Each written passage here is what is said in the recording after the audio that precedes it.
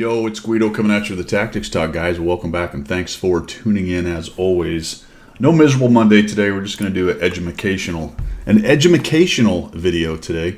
I'm in my WZ120-1 FT. I try to feature a game or two with the tanks that I finished my 100 Battle Challenge on. I finished with this thing. This is a very good Tier 8 Chinese premium TD. Hits hard, relatively fast, decent accuracy for the big old 122 that it carries around. Really cool tank. Pretty good armor, actually. Not bad. Not quite assault tank level, but can be in the right situation. And that's some of what I wanted to talk about today is situations. Maps, modes, initial positioning, and why I do it. So a lot of times I'll do these videos and I say I'm going here, and I might give a little blurb about some of the reasoning behind it. We're going to talk about this one in particular because this match is a great example, I think, of positioning and being effective in the fight based on what I saw and what I know about the map and what I know about assault maps. Or in particular here, the assault version of this map. We're on the attack. We spawn in the north and the south out in the field. Now, break. What do you do with the TD? I want you to put that in your mind. What are the things that you do with a TD? How do you play a TD? What kind of positions do you look for? What's your game plan overall? Big picture with your TD. I think a lot of people will say, well, I'm second line. If I'm an assault TD, I might move up, but I won't get too crazy because I don't want to get overextended. I'm looking for a bush or a TD spot or a sniper position, and those are all things that TD players or people who are playing TDs will look for, especially with a casemate because it doesn't have a turret. So we take that basic knowledge and we understand that, and then we say, okay, but what about this situation? Where are we? What are we doing? Well, we're on attack. All right. Right off the bat, sitting back is not a great idea. I can sit back on this map in this area up here, maybe. I can sit back behind the pillbox, potentially the bunker. I could go down here, maybe. Over on the other side, there's a hill way up here that might be useful. But it's not a great idea, is it? Because you're on the attack, and all those second line positions on this map, or sniper positions, rely on the enemy pushing into me. And that's probably not going to happen early. You might get some unwise people poke and prod, but if you punish them once or twice, they're probably going to stop peeking over. And then you've got to change your game plan. Another thing we know about this match is we're top tier. So the team is really relying on our top tier guys to do something rather than sit back because they're a, air quotes, TD. So we've got an assault map. It's not really set up for sniper positions. I have to get the tank closer. That doesn't mean I need to overexpose. So now I look at my tank. I look at the enemy setup and the map, and I go, where could I go with this tank? Well, it's got that great slope front armor like I talked about, and we'll get going here. That's helpful. Should I go, we'll stop it anyway. Should I go over here and try to poke up over these ridges? Well, that's not a great idea. It doesn't have good depression. And now I'm just out in the open, and oh, by the way, there's 3 M44s. If I spawned in the north, should I go up to this ridge and do the same? Probably a little easier to do it here than in the north. The south is a little easier, but probably not a great idea. I've spawned into the north, so I could go up here at about D6 and try to poke up. That ramp right there is relatively low. That's not a bad position. Not a bad position, but what I choose to do, based on knowing this map and knowing this tank and looking at this match, I go, you know what, I'm going to go to the very middle. There's a ramp right there.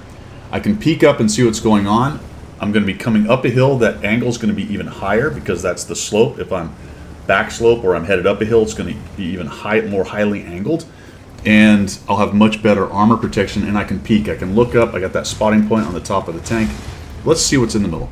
Maybe this middle road, where tanks do tend to stack up, I might be able to get in there and start doing some work. And while it doesn't have great gun depression, it has a little bit, so I can start working over here. So I'm going to come off to the right side. Now, the reason I picked this side, let's get even more specific. First of all, I see the T-20, and I feel like I'm going to get a shot on him. But I go to the right side of this road right here because there are often people stacked up over here between this church and the other buildings, which would be right in this position right here, who are waiting for somebody to poke up. If I'm over on the other side of this, I come up on this ramp, then I'm exposed to those guys. In addition to that, that side's a little steeper. It's just a little bit steeper, so I'm going to come up here, and I know I've got this T-20. I'm hoping my armor will hold out. It doesn't. He's able to smack one right into me right there. and that was a calculated risk. I said, all right, I'm going to hit him much harder. I am going to give up some hit points. We're actually kind of even hit points, even though he's a tier lower than me. He's a medium. This tank does lack a little bit in the hit point area. And now I've got a T51 mod and a T20, so now I've got to be careful. But guess what? I see that mod start to move. Mod's moving, that means he's not going to have that good of a shot as I come up. Plus, it doesn't look like he's really looking. And then the IS-3 gets a shot. The T-22 is not paying attention. T-22 is now making a runner because the IS-3 is threatening him. The mod one's moved away. He's covered up by the building, so I take that chance to come up there. And the whole time now, I'm looking at the map and thinking, all right, what's my next move? Where am I going to go? Good news for my team is I do have coverage on the north and south flank. I can see that they've pushed in on the south. On the north, at least there's somebody there. Looks like most of their team's in the middle. So I'm going to go ahead, come up in here, and see if I can't get a shot on something else. Maybe the IS will be unwise, or somebody will come out from behind the area where the church is, or I'll see something like him making a runner. I'll just aim in carefully. There we go. And we put another 441, although it was a gold round, unrequired for the Hellcat.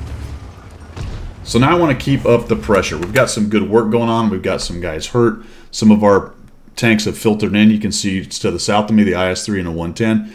To the north, the Centurion 5.1 and the AMX M445.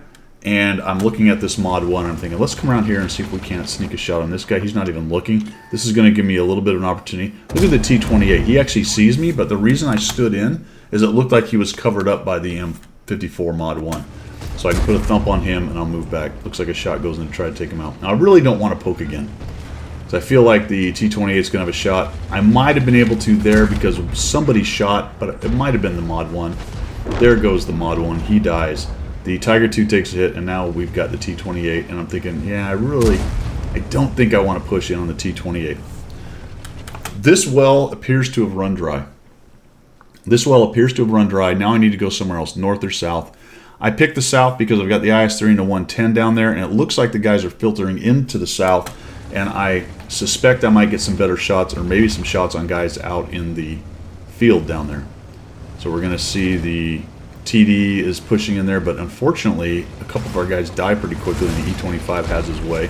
I drive over a bunch of stuff. There's a Hellcat, a Super Hellcat, and I'm hoping, well, maybe our Hellcat will get in there, but that has gone from a good situation to a potentially bad situation, although he just got the E-25. I do not want to lose that flank. I have to pay attention to it. If their Super Hellcat gets in there and whatever else is camping back in there kills off our Hellcat, we could be in trouble. I get spotted. I have no real good idea by what, but I suspect it's off that way, so I'm going to cover up behind these rocks.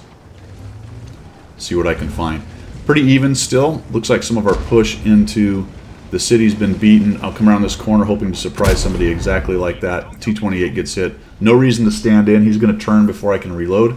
Also, there was a Tiger 2 right there. And now the T-28's coming, so I'm going to keep on backing towards where my IS-3 is in case he wants to just drive around the corner.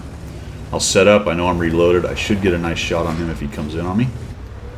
Looks like he's looking out towards the Hellcat, and then he just comes on in. So we'll go after this hatch up here.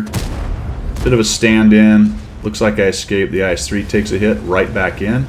He reloads pretty quickly, but I was already started on mine, so we'll go ahead and see if we can thump this top thing again. And then, oh, IS-3, let me back. There we go. Look out, IS-3, don't get killed. Not really sure what he's doing right there. He takes a shot of opportunity at someone crossing, and I noted that when that guy was moving. I'm thinking, if he shoots that dude, I'm going right in. And we'll just finish this dude off. And he's hoping he's fast enough. I miss. 110 hits me in the back. Back up, he takes a shot on that guy, and I can't quite get it, so I'm just going to come around here. This is the issue with the casemates. They can be tricky to use. He's just hoping to survive, and we'll put him down. And by the time I get through that engagement, and this happens sometimes, guys, you look back up at, after that 1v1 or 2v1 we were dealing with, and the rest of them are gone, and the game is basically over. We're at 3,226 damage. We're going to look around here, and press the W, go straight towards the hit points. The IS was last seen over here to the north. I'm just hoping I'll catch him, and lo and behold, I do. He's out in the open. I'll just spin around. I don't even care if he hits me.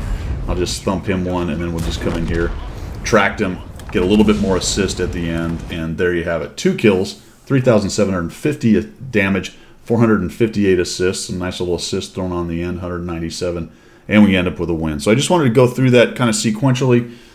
Ideas, the things that I think about. Wasn't a great tank for the setup. turned out to be based on the way it was played, but a Casemate TD is hard to assault with. At least it wasn't, say, a Scorpion, although a Scorpion has a turret. So you got to look at the different strengths and weaknesses of the tank you have, look at the match, look at the mode, and then make those decisions. And remember, just because you're a TD doesn't mean you sit in the back somewhere. I see this over and over again, and when you're top tier, you got to get in there and do some damage. So I was a large part of why this team won, taking that gun from the very beginning of the game. The weight of this gun is in the game and attempting to help the team to win right there. There you have it. Hopefully some of that helped you. If you like what you saw, go ahead and throw me a follow down there. If you're looking for other ways to support the channel, those are also down in the description. I hope you guys have a good Monday.